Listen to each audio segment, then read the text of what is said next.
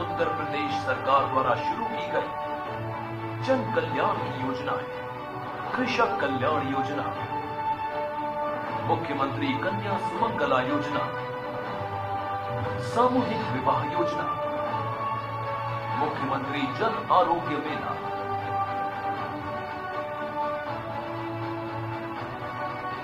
आवास योजना,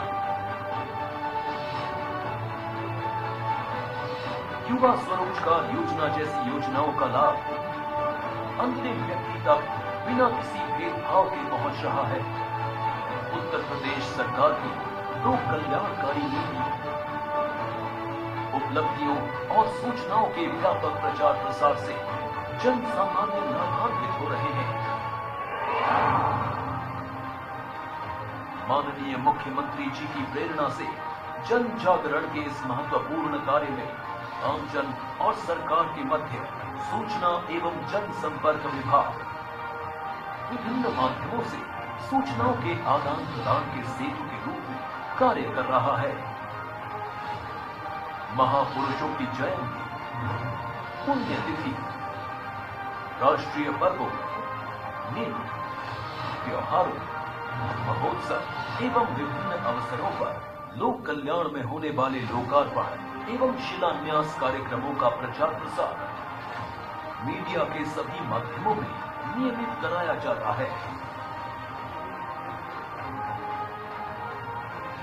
सूचना विभाग ने 42 महीनों में विभिन्न माध्यमों में सघनता के साथ प्रचार प्रसार किया है, जिनमें प्रेस विज्ञप्तियां, समाचार पत्रों के विज्ञापन, फीचर का प्रकाशन, टीवी, रेडियो, आउटडोर और टेंडर नोटिस प्रमुख हैं।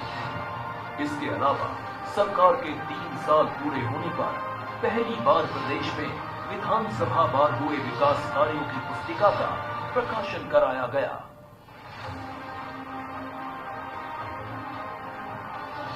सोशल मीडिया हब द्वारा 24/7 मॉनिटरिंग उत्तर प्रदेश सरकार माननीय मुख्यमंत्री कार्यालय के फेसबुक, ट्विटर पर पोस्ट एवं माननीय मुख्यमंत्री जी के कार्यक्रमों का लाइव प्रसारण करता है।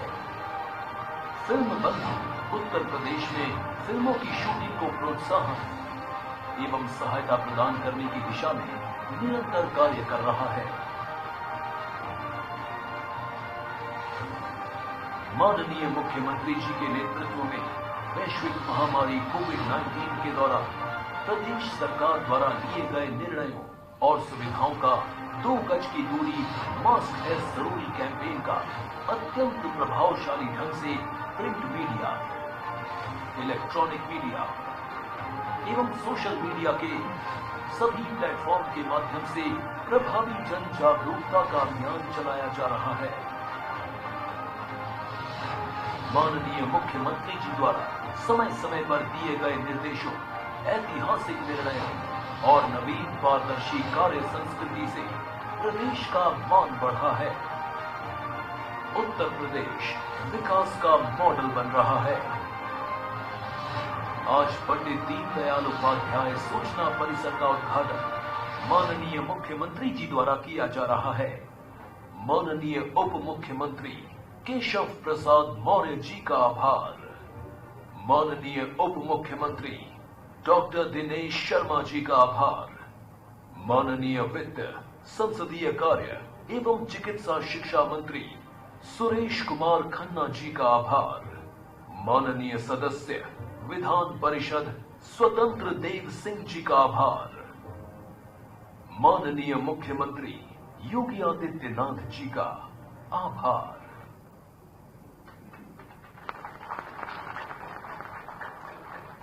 आप सभी को धन्यवाद इस प्रशंसा के लिए। और अब मैं लोकहित, लोक मंगल, लोक कल्याण चिंतक प्रदेश के यशस्वी मुख्यमंत्री माननीय योगी आदित्यनाथ जी को सादर आमंत्रित करता हूं उनके उद्बोधन के लिए।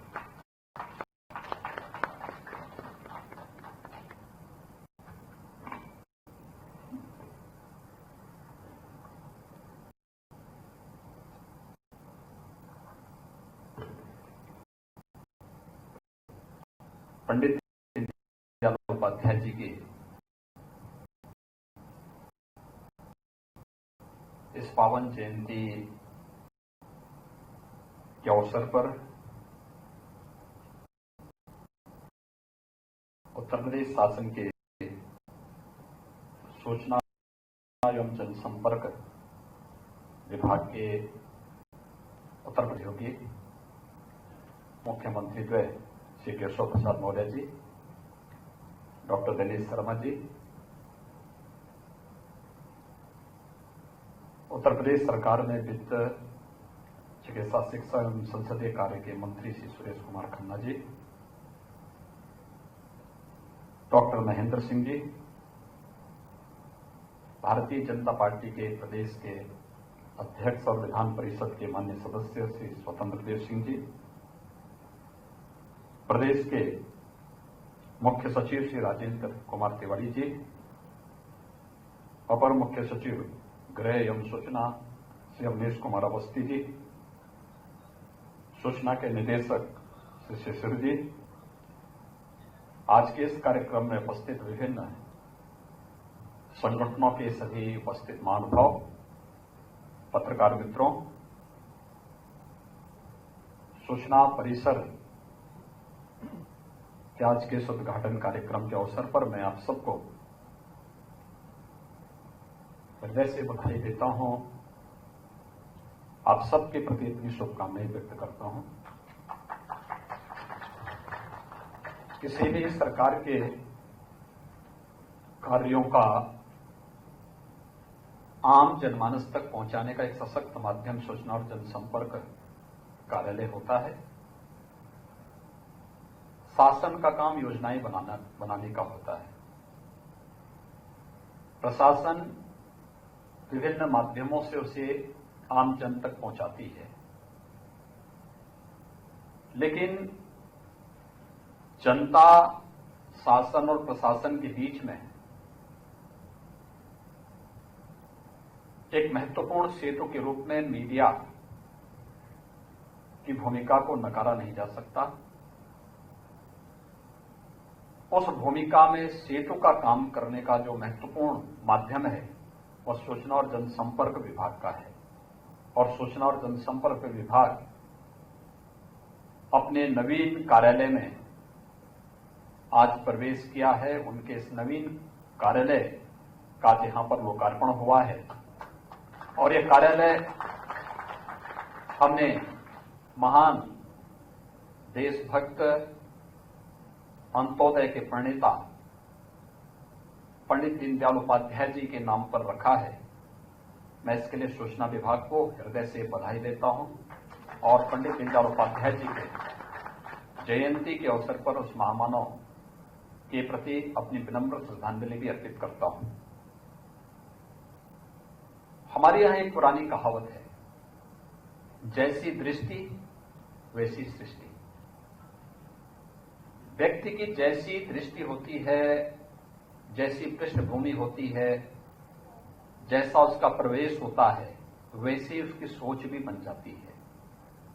हर एक कार्य को उसी नजरिए से देखता है। आजादी के बाद के अंदर अनेक सरकारें आई हैं, सबने अपनी अपनी सोच के अनुसार, अपने अपने दृष्टि के अनुसार लोक मंगल के वे कार्य उस प्रकार से करने के प्रयास किए होंगे। कितने प्रभावी हुए हैं, देश की जनता उस पर समय समय पर अपनी फैसलों के माध्यम से उसका निर्णय भी करती है।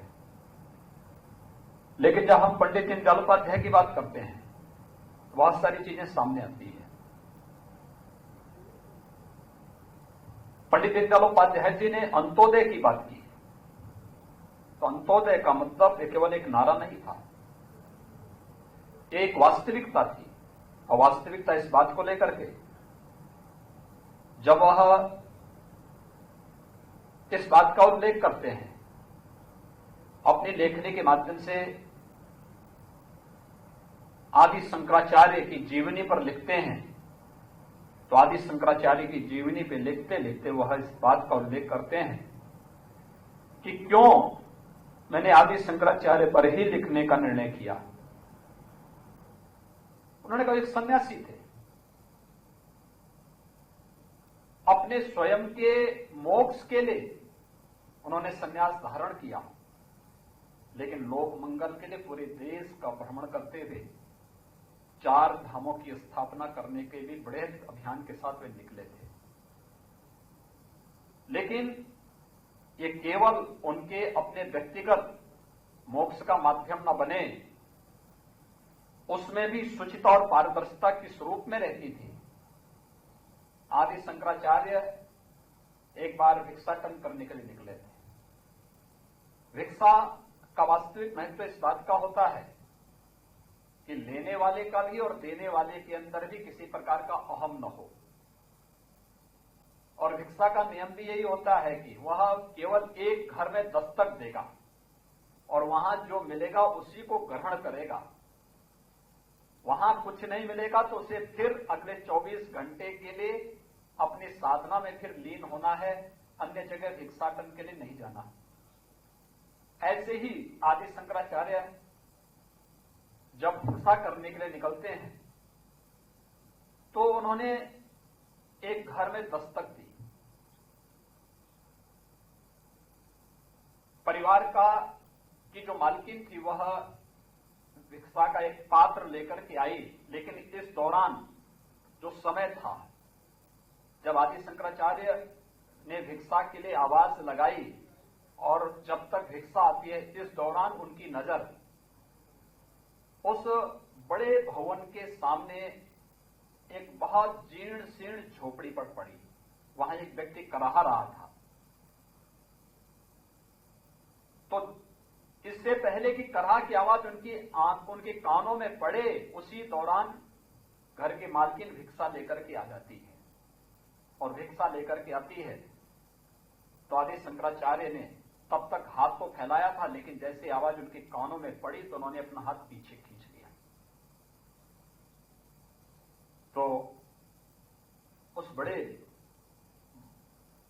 भवन में रहने वाली जो महिला थी उसने कहा, आखिर आपने भिक्षा क्यों नहीं ग्रहण कर रहे हैं?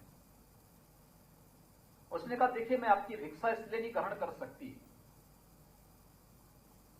क्योंकि आप मुझे भिक्षा जो दे रहे हैं कहीं मैं भी उतना ही संवेदनहीन न हो जाऊं जितना कि आज आप हैं।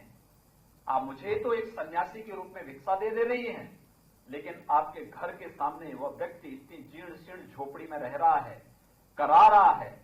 अगर आपके अंदर सही संवेदना होते तो आप उसकी बात करते, उसके बारे में आपकी संवेदनाएं आपको झकझोरती, लेकिन आपके अन्न में वो संवेदना नहीं, इसलिए मैं इस अन्न को ग्रहण नहीं कर सकता। इस संन्यास धर्म के विरुद्ध है। और वे वहां से फिर अपने आगे की यात्रा में निकल पड़ते हैं। बंधुओं, देश के अंदर आजादी के बाद आखिर 70 वर्ष क्यों लगे इस देश में अंत्योदय के सपने को साकार करने में? जो लोग देश के अंदर बड़े बड़े नारे देते थे, गरीबी हटाओ के नारे देते थे, बड़ी बड़ी घोषणाएं करते थे, क्या उन लोगों के द्वारा गरीबों के मकान नहीं बनाए जा सकते थे? क्या उन लोगों के द्वारा गरीबों के घर में रसोई गैस के कनेक्शन नहीं दिए जा सकते थे? क्या उन लोगों के द्वारा गरीबों को स्वास्थ्य की निःशुल्क सेवा नहीं प्रदान की जा सकती थी? क्या उन लोगों को बिजली के कनेक्शन वे लोग नहीं दे सकते थे? क्या वे लोग गांव के गांधी जी के ग्राम स्वराज के सपने को साकार करने के लिए प्रधान